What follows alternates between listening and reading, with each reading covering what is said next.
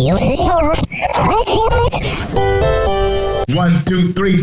Harold and Brad, Windy City Filmmakers. Harold and Brad, Windy City Filmmakers. Harold and Brad.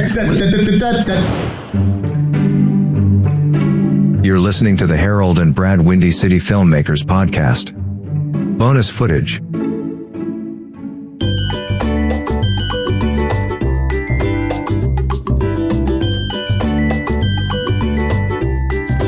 I need to pick up that book because I would like to figure out how I can get naked, and expose myself.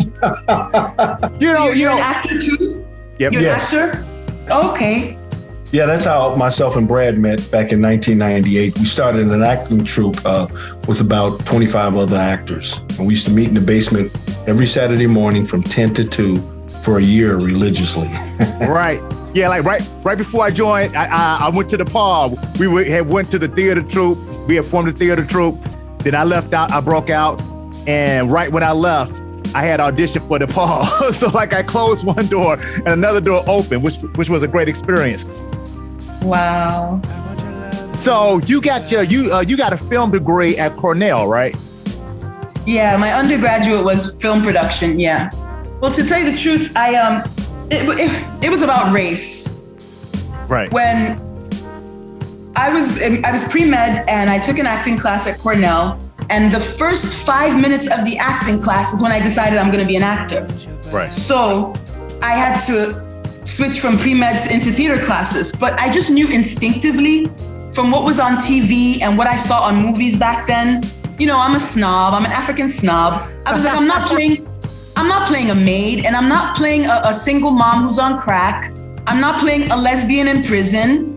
I'm not playing, there's certain things that's all I saw. And so that's why I got my undergraduate in production, because I thought, you know what? Before I even went to any auditions, I thought, you know what?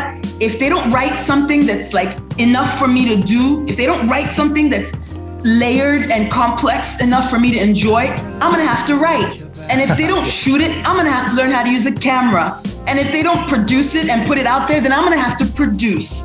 So to be honest with you, I had no interest in producing or camera work or editing or writing or directing. I only wanted to act. But because of race, I just couldn't trust the industry the way it was back then. Yeah. There was no Netflix.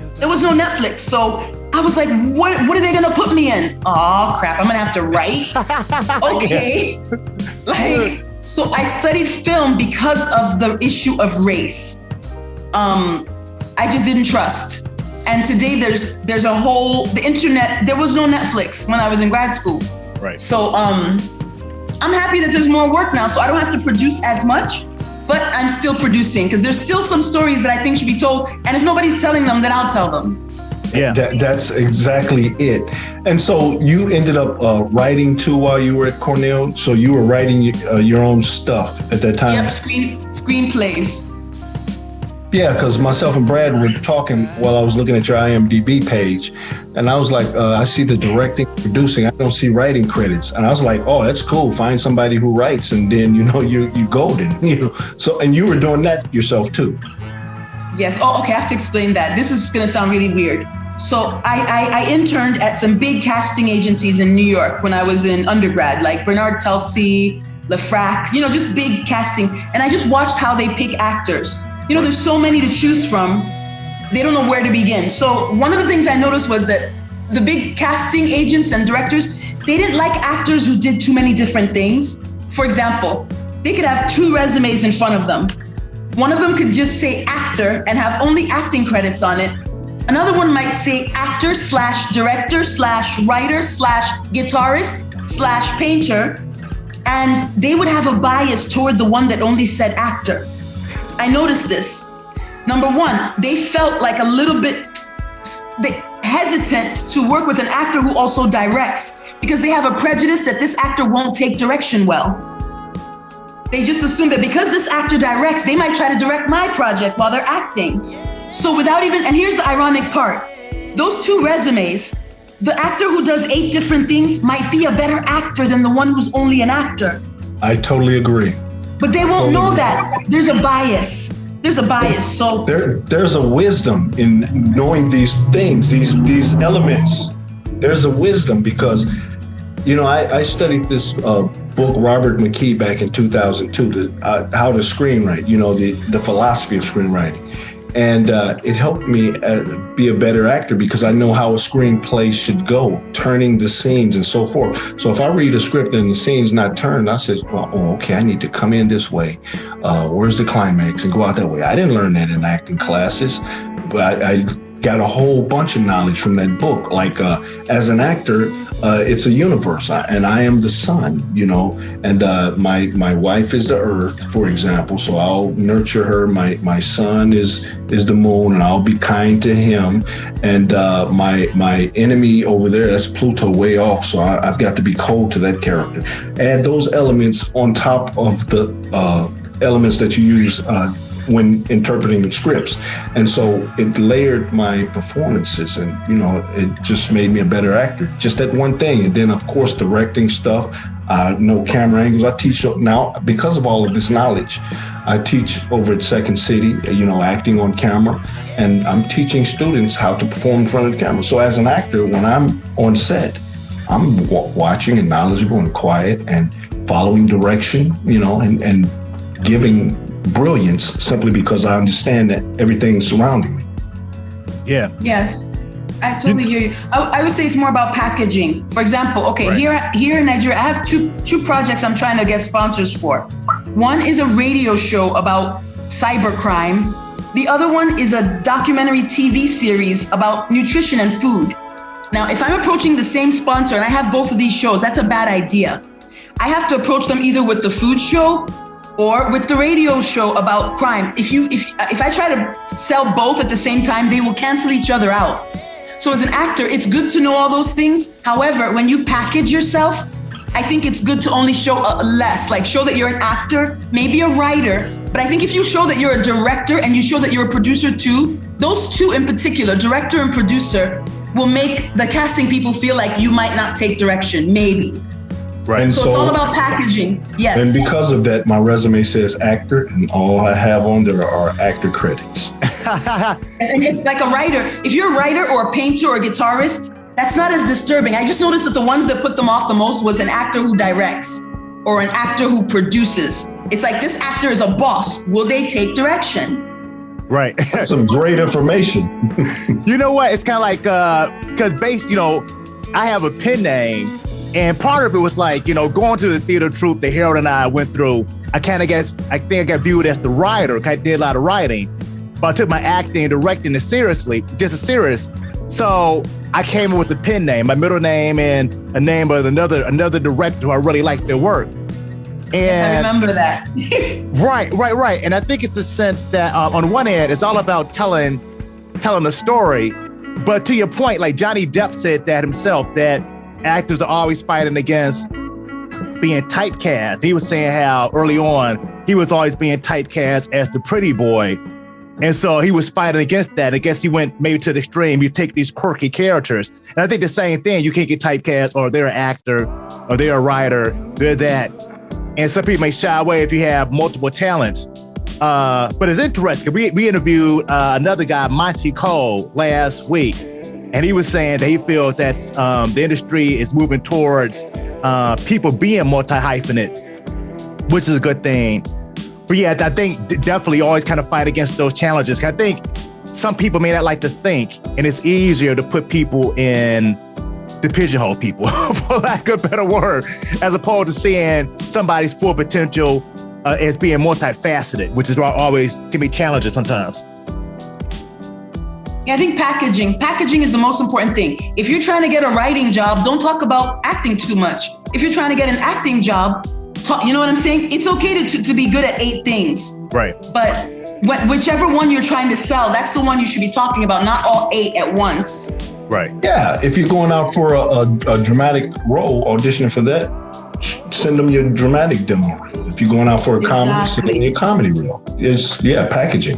Totally agree. Right. Well, Cornell, they taught you a lot. Well, I actually learned that from DePaul. Our last trimester at DePaul, there's a woman named, was it Janet Lauer? the woman who taught us the business. She taught us how to audition. Right. Yeah. She's the one who told us that we have to put ourselves in a box, because if they see you and they don't know what box to put you in, you might not get cast. Right. They need to know what you are. You need to package yourself to get a job. After you get a job, then you can start, like trying to maneuver. But if you come in and you look like 8 different types and they don't know what to do with you, you are less likely to get a job than if you come in and they immediately say, bingo, that's the type. So this woman, she's the one I got this idea from, Janet Lauer. She said we have to typecast ourselves. This is disgusting sounding. We just spent 3 years learning how to act. No doubt. We just spent 3 years learning how to be artists. And right before graduation, this lady comes and tells us we have to put ourselves in a box to sell ourselves. Right. I was annoyed, but she had a point. Totally agree. I mean, I've done tons of different types of roles, but I know where I'm at when I'm there, how to be when I'm in that space. So yeah, typecasting. We've heard that for years. I don't want to be typecasted. I don't want to be You got to get in where you fit in and do what you do. Right. Break in. Yeah, after you break in, then you branch out. Yeah. That's what I'm saying. I like the idea that once you get in, that you can show showcase your chops. Like, what was it, J.K. Simmons? I think the actor is. He does the insurance commercials. That dude is a beast. Like he has chop. He plays such a wide variety of characters. And I guess he's kind of got typecast as being a character actor.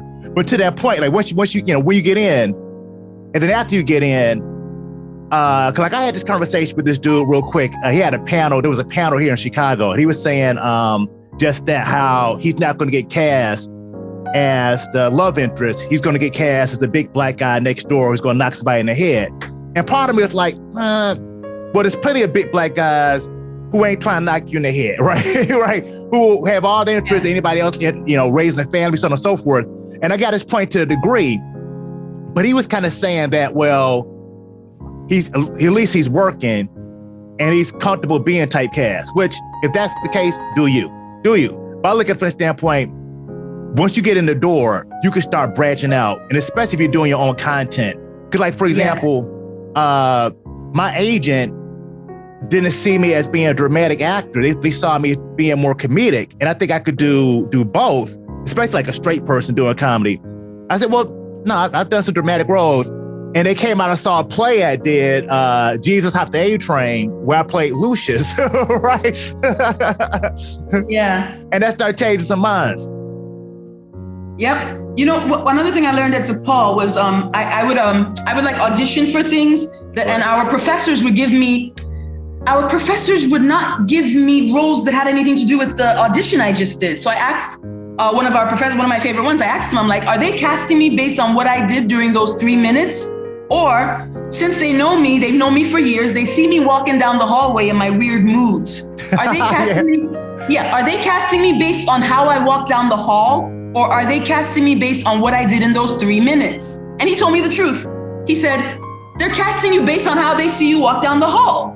Yeah. That's what they think they know of you. Right. That 3 minutes, I can go in there and those 3 minutes be someone else. It won't matter. They'll be like, we know Linda. Linda's always got her head down. She looks depressed. She's heavy. She's dark. Right. That's who Linda is, not that hyper woman she just played for 3 minutes. Yeah. So like, that's similar to what you're talking about. Your nature, you're very happy-go-lucky you're a friendly guy, you're polite, you get along with people, but there's a depth in you, Brad, that only people who will have a meal with you or are your friends will ever see that.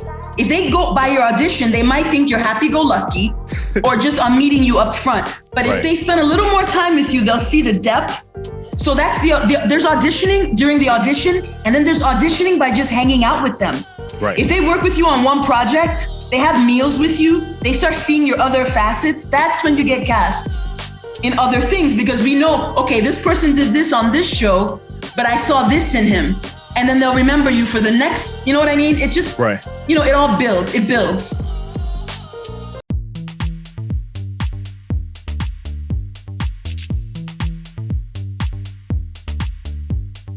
Thanks for listening to the Harold and Brad, Windy City Filmmakers podcast. Check us out on YouTube, and tune in again.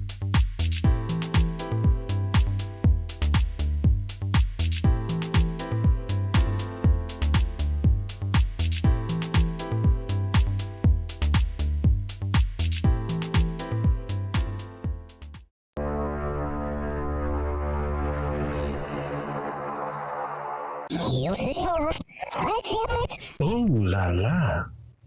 Yeah.